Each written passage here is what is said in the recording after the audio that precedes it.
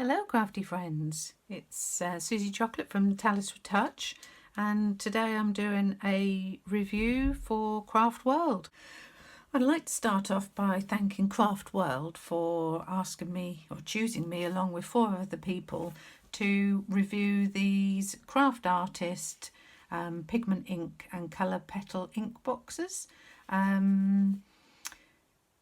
This one is called Winter. And as you can see, they're all lovely dark shades of purples and blues and pinks. I was really excited when I was chosen to do the review because there's so many things that you can do with inks. And so I have got a number of things, as you can see on my desk here, all the things I've tried it out on. I'll just go through with you.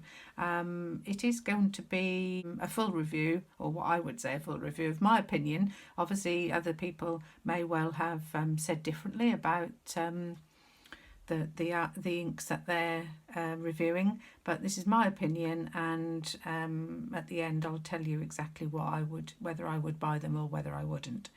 And so let's just start off with the box.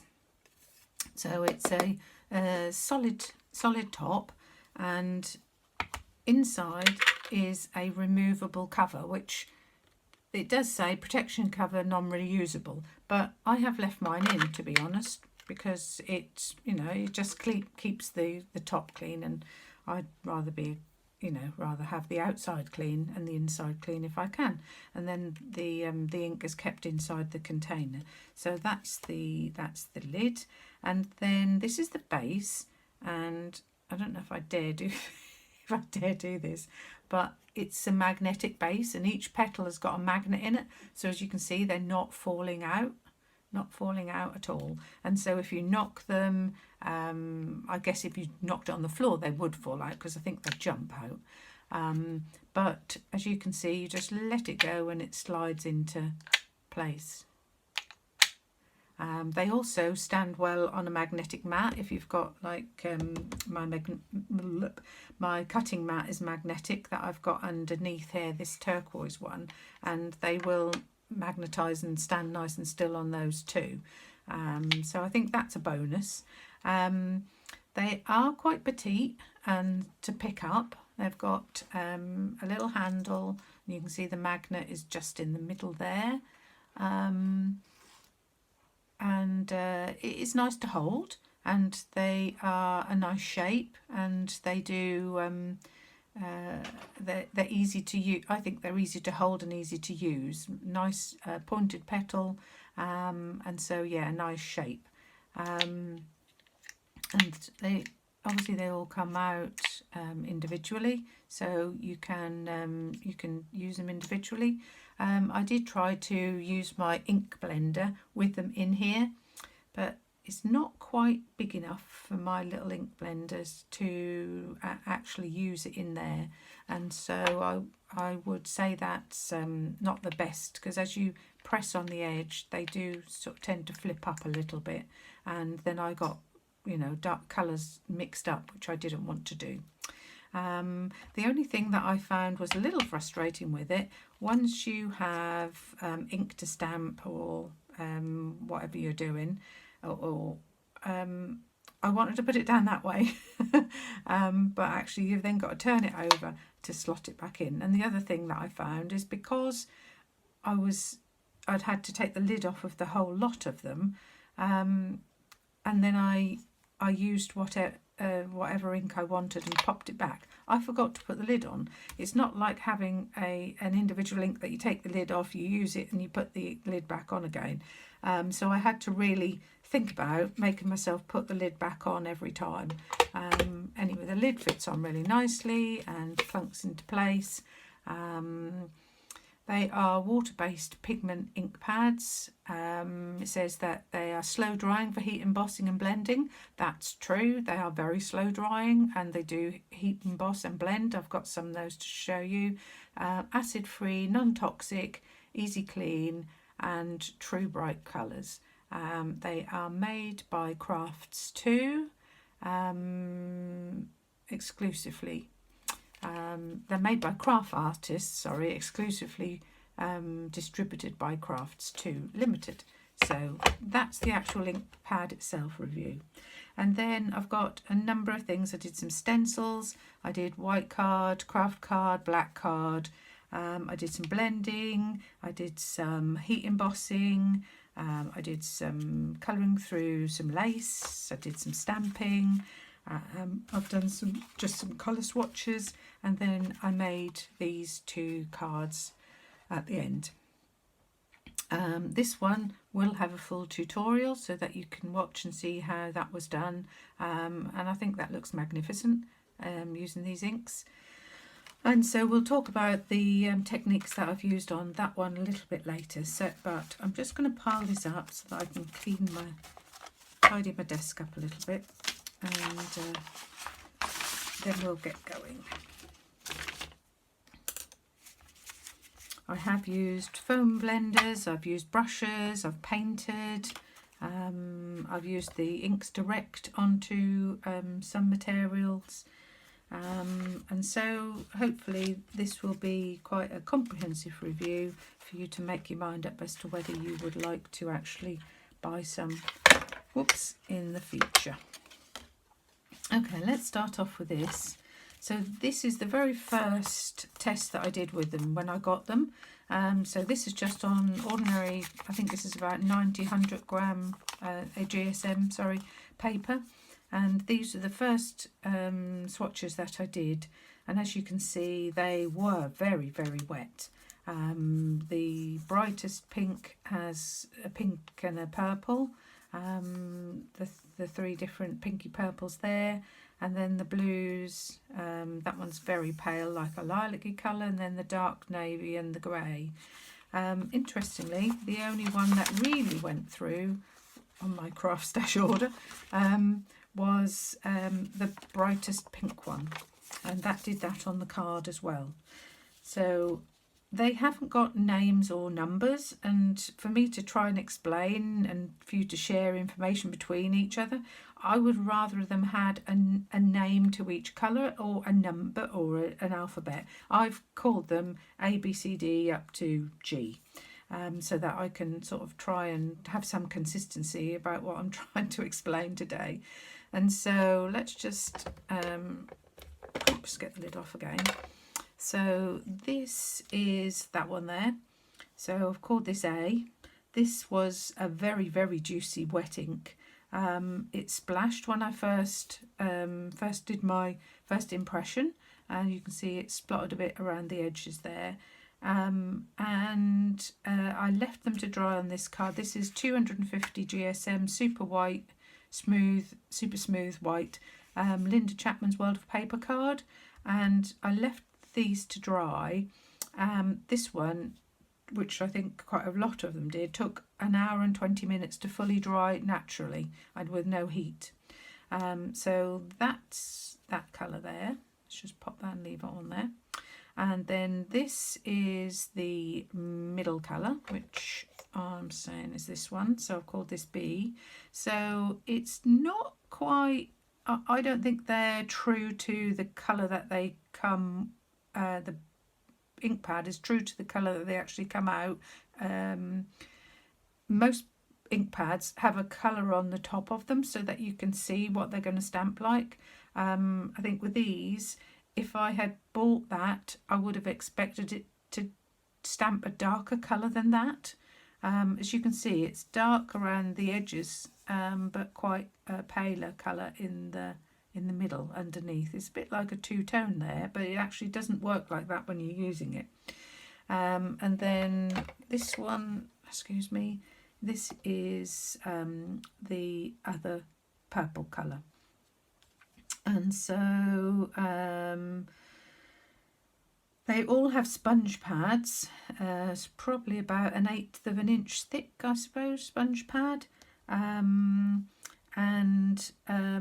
They were, as I say, they are long lasting. They do take a lot longer to dry than a standard ink. All colours turned out lighter than the actual ink pad itself, apart from the grey, which was quite a good representation. If you can see that there, hopefully you can just check where I am on the camera. Oops, sorry, I'm been a bit out of shot, have I? Might have to do that again. So that's the grey, and then this blue is this is what I've called the navy.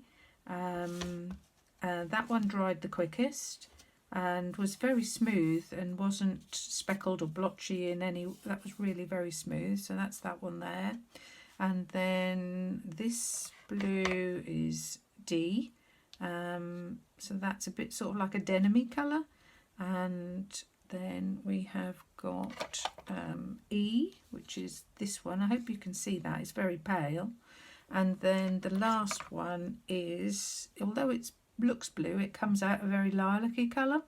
And as you can see, it is quite squidgy. There's got a lot of ink in, although it's only 1/8 of an inch thick, there is a lot of ink in there. And that comes out a very, very pale lilac-y colour. The only one that really messed up the case was the grey, and so you can see how juicy they are from that. So that's all the individual colours and how they actually come out. So I'm just going to pop them back in again. And pop them out. No idea if they're back in where they were, but that doesn't matter, does it? And then pop the lid back on again. There we are. And so they're the swatches that I did. And then what I did next was some stencil. So I used this stencil here, and it's got a heart in the middle. I used that stencil on different types of cards with the different inks. And so let's just start off with number 1. So there's these 3 here. And so we've got a white card, a craft card, and a black card. Yes, you are on camera, Suzanne. And so you can see where I separated off and used the different colours. This is with a sponge blend, a foam blender like this. And as you can see, when I first started, they were very, very juicy, and they did go underneath the stencil, so the edges are not really defined. So it depends on whether you want a sharp look or whether you're happy with a more of a relaxed look about your stenciling. You can see the 3 colours are different there. This is a very bright pink, and that one's more of a purpley pink, and that one I would say sort of a darker colour between the 2 of them. And then that's how it came out on the craft card. I'm not too keen on that on the craft card, but that's just my opinion again. You can see I've got the this middle colour in here, and then the lighter and the brighter at the bottom, and again that smudged underneath the stencil as well. And then this is the heart up the right way. So this is the heart on black card with the same 3 colours, which for me is not something that I would want to use again. I don't think that is very impressive. Maybe if you used it as some background it might be alright. I don't know if you can see it well on the camera, but it's very muted. Couldn't. I showed it to my other half and asked him what colour he thought it was, and he couldn't tell what colour it was because it doesn't really look pink or purple. And I did the same with the blues with a different stencil on the other side just to see if it was my stencil. But as you can see, around the edges is a lot of it where it's dry and quite white, if you like, going through the three colours there. And so I don't think it's so successful on the black or on the craft card. Just wrote myself some notes. What have I got on here? Yeah, I've said they're quite difficult to tell apart. Those two colours there look almost the same on the craft card. Yeah, I've said all of the other bits on that one. And what have I popped on here? Yeah, we've talked about all of that, about the little bits of splodges. And so they are the pinks. And so then we'll go on to the blues. And so the blues on the back of that one. And so very similar outcome with the blues through a stencil. This smudged, which I guess I picked it up and smudged it before it was actually dry. They do take quite a long time to dry. But this colour looks quite different to those two, but those two look very much the same, putting it through a stencil, again with a foam blender. This is on the craft card. That just looks a bit of a washout to me. This colour's not so bad. I think that stands up quite well, and we've already talked about the black.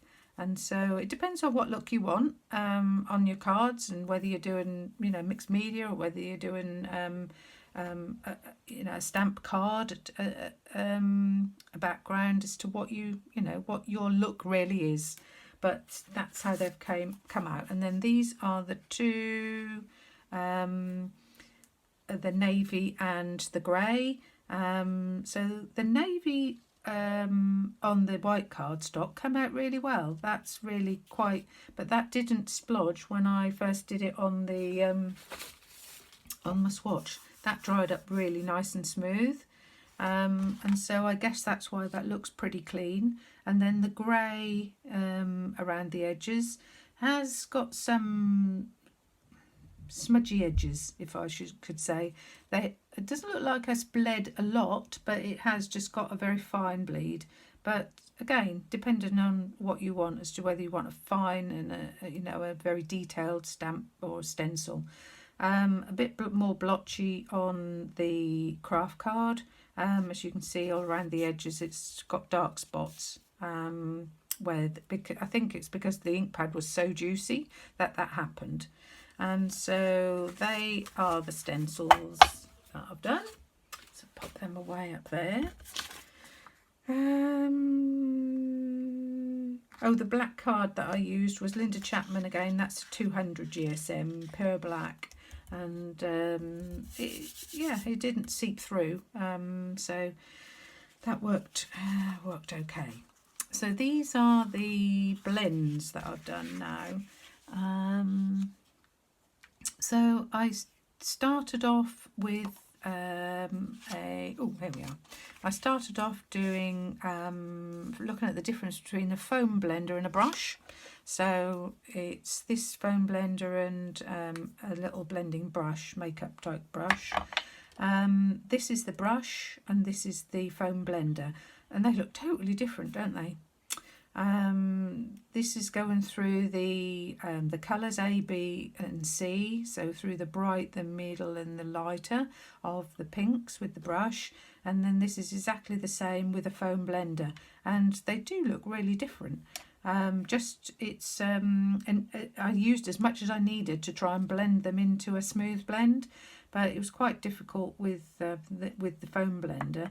As you can see, I couldn't really get them to blend together, even though I tried to use the lighter colours to pull the dark ones in. That didn't work. I also tried some splatters of ordinary water. Flicking some water on it had no effect whatsoever, but this is a splatter of the pink that I put on my glass board and put a little spritz of water into, and then flick that on, and that has made a big mark. I quite like it. It's dark around the edge and lighter in the middle, so I quite like the way that actually turned out. And so that's the difference between a foam and a brush when you're blending. Oh, and I've said they're very creamy and they blended well with the brush. I like that. And then these are the blues. So this is with the brush and this is with the blender. So what's the brush? This is the blue brush I use. This is the little brush I use for the blue. And as you can see with the oops, got that the wrong way round, sorry. I know what it is. This is the 3 colour blues, sorry, my mistake. 3 colour blues, and then this is the navy and the grey, and they were all done with a brush. And so with the 2 paler colours, which were like that when I did it directly from the petal, when I blended them on, they almost disappeared. You can see that they're there if you compare it against a white piece of card, and you can see it's very pale lilac, and then that's a very pale blue, and that goes up to the denim-y blue. But they didn't really show up on a first blend. Now you can obviously go over and on top and build up the colours. That did work quite well. And then this is the darker, the navy and the grey, done with brush, and I really do like that. They blended really well together. They do look really nice. And again, I tried to splatter that with water and it had no effect. I even rubbed it with a brush, with a bristle brush, paintbrush, and tried to get it to remove with water, and that's all I could make it happen. I don't know if you can see there's a slightly difference there, but again, I did splatter with different colours, and that does look really nice. And it didn't smudge, and it didn't run or bleed. I obviously dried the base colour before I flicked the top colour on, but there's lots of navies and pinks and all the different colours I had a little flick of there, and you can even see them over here on the navy, the pink and the navy on the navy. That looks really nice. So I did really like that. Any more notes that I've made? Nope. And then this is what happened with the blue on the black with the brush. It was almost non-existent, and so it's very difficult to tell that there's anything on there, I suppose. If you lay it against the black, then you can see that it is a little bit got like a grey shadow over it, I suppose. But you would never really know what colour they were, I suppose. Couldn't see it when putting on. It was if I was blending with no colour at all, and I didn't bother with the pink because the blues didn't turn out very well.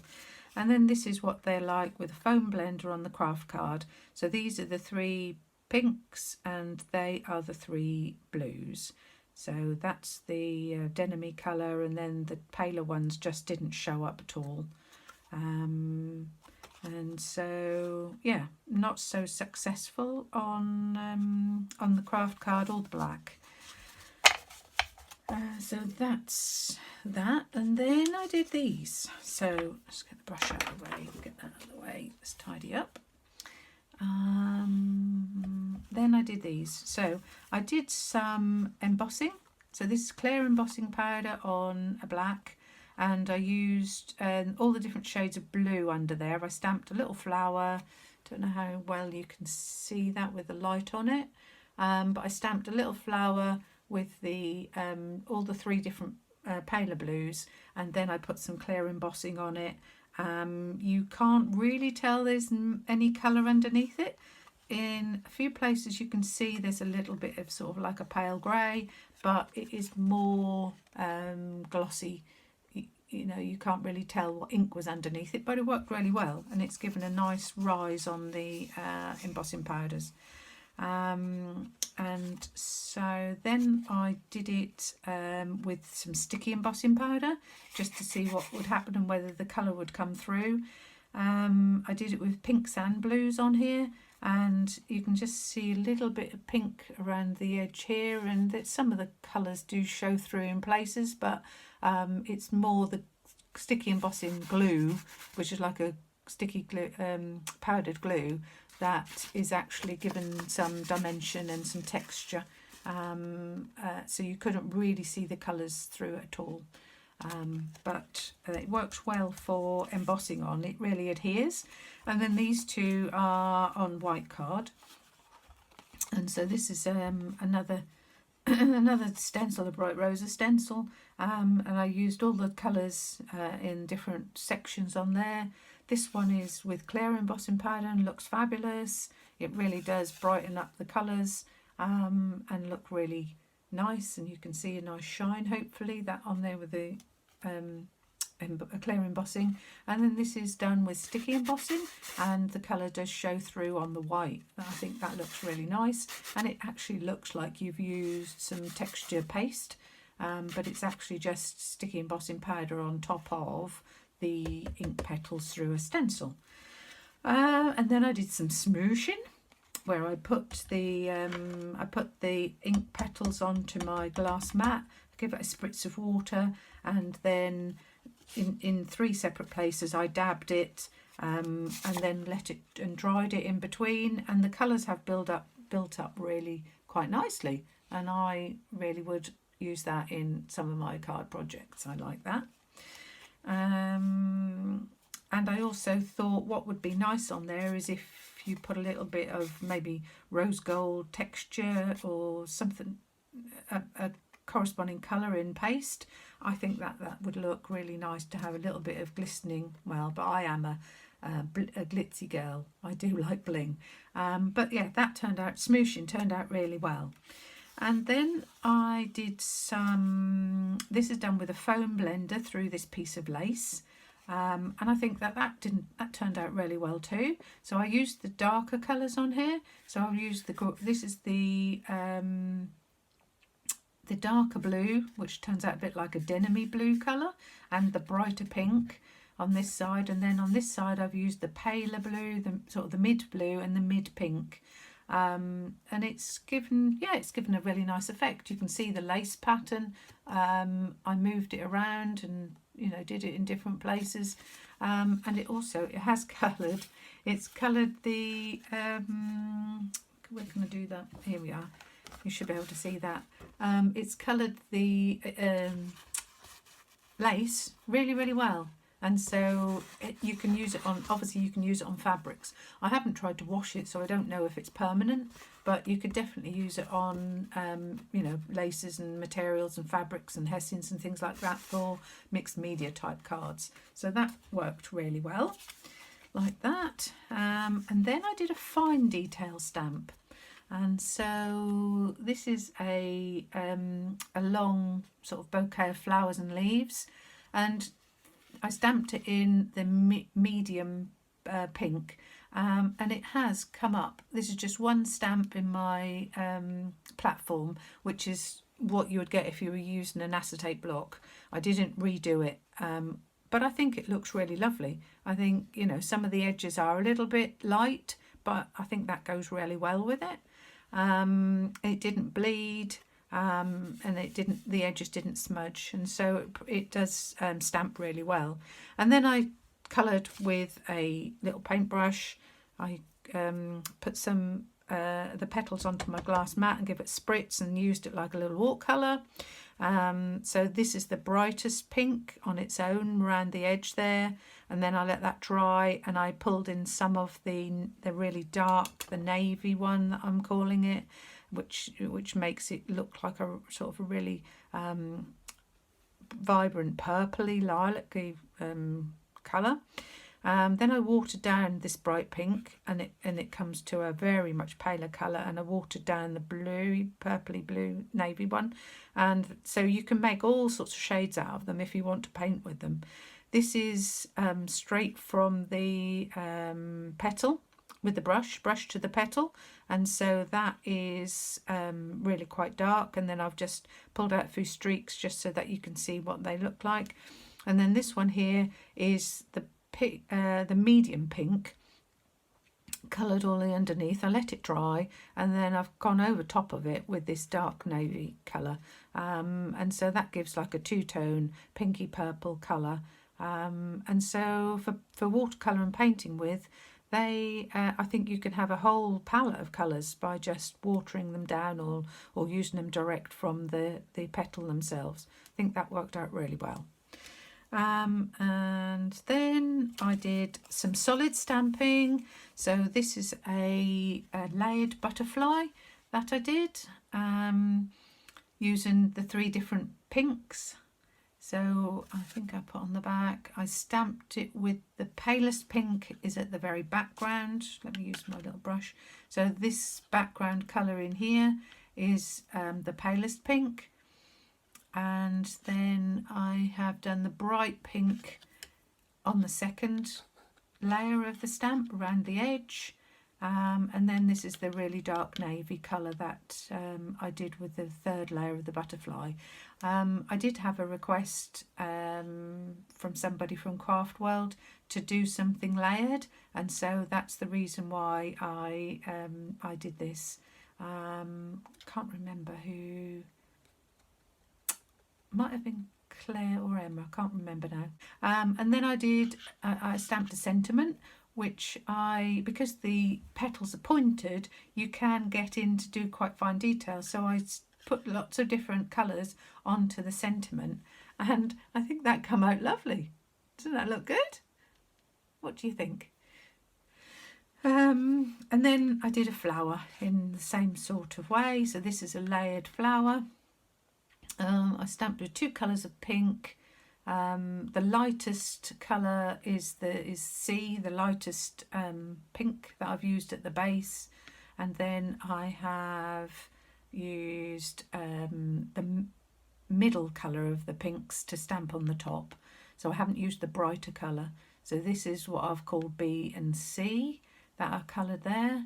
And then I did a sentiment stamp in the navy, which, yeah, that came up really well. It is very sharp. I'd be very happy to use that on any of my projects.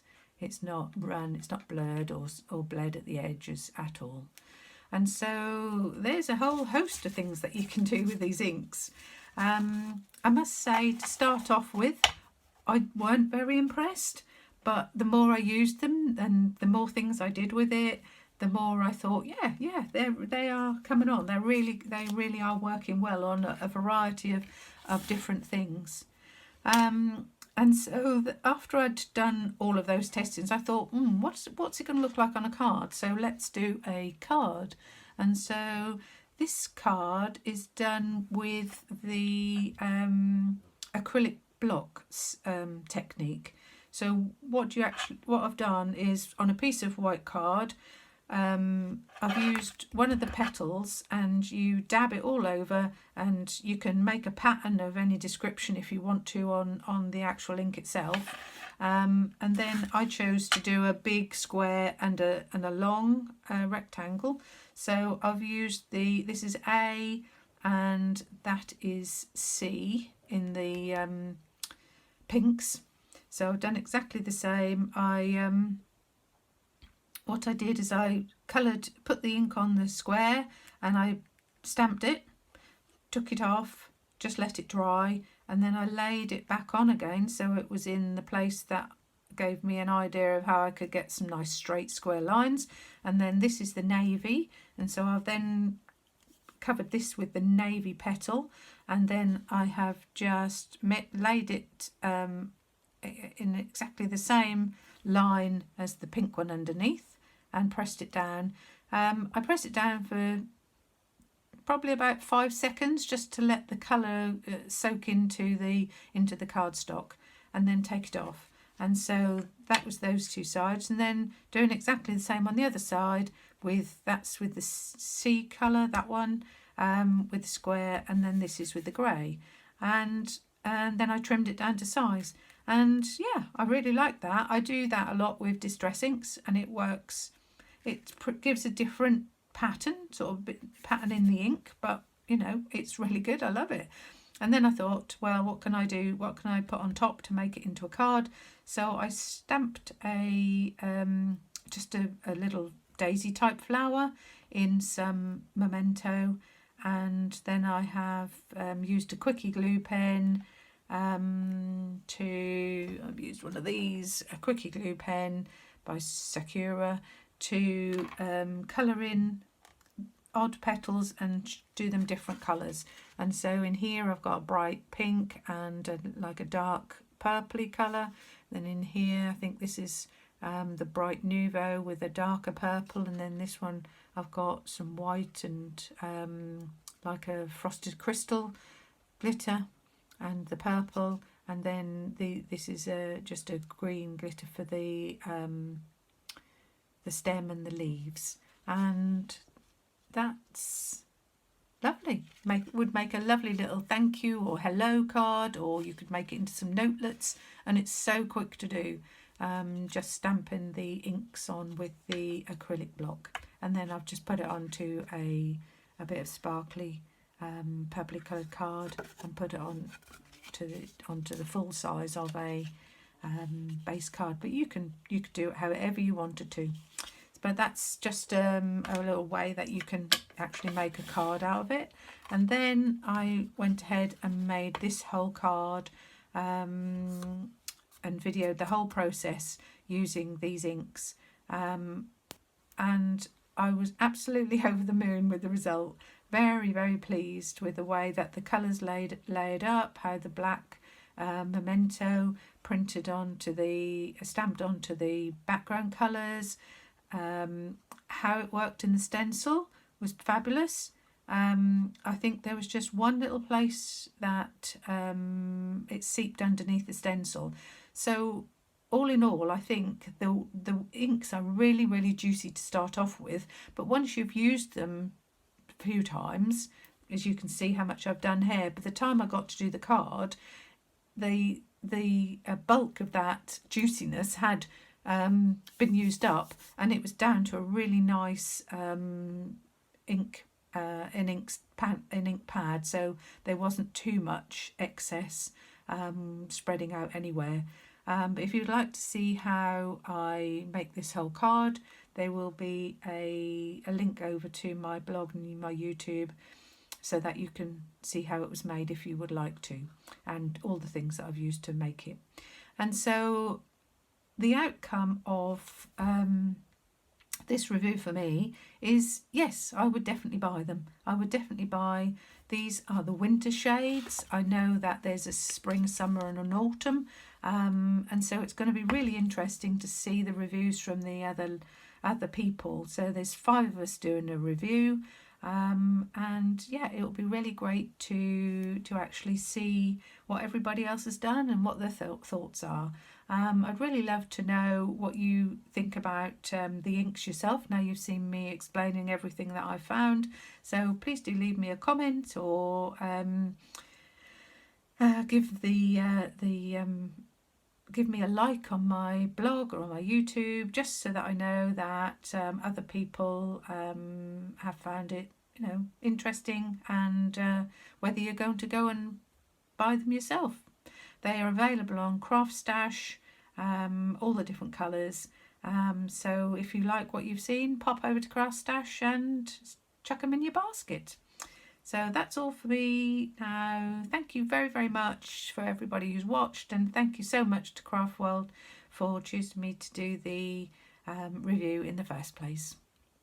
Bye-bye. If you watch the tutorial where I make the dragonfly card, I continue the review and go into more depth of how the inks perform when blended together on a bigger area, when blended together through a stencil, and when used on a bigger stamp. To see that, pop over to www.taliswood.wordpress.com or click on the link in the description.